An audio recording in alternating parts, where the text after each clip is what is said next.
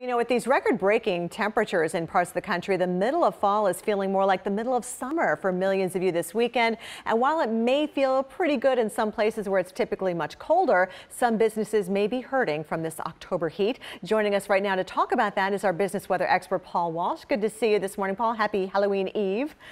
Good to see you, Kelly. Well, how big of an impact are we talking about for this warm weather on companies that are typically trying to sell those seasonal products? Well, it's a huge negative impact for those companies. So whenever it's not seasonal, therefore, it means that we aren't necessarily buying their products. So probably the biggest impact would be on retailers that are selling apparel. Anytime it's warmer than normal after Columbus Day, it's bad news for them. And the fact that we're now looking at 70-degree temperatures in the middle part of the country the first week of November, that basically means that their profits are melting away because you and I are not really in the mood to buy a heavy jacket or a parka. That's really what they're trying to sell, Matt. Melting away. I see what you did there. So does this mean bigger savings for us? Yeah, it does. What it means is that in order for a retailer to compel us to buy a coat when it's very warm outside, they are really forced to drop the price because their inventory starts to grow and they have to basically move it off their shelves. So that means that by the time we get into the end of November, closer to Black Friday, there may be some really very good deals.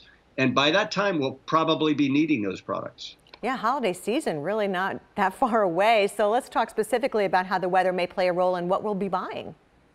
Well, if you recall last year during the holiday shopping season, the core holiday shopping season, it was literally the warmest on record going back 120 years. This year, the longer range forecasts are showing us that we're probably going to have more of a seasonal December, which means that it's going to be much colder than it was last year.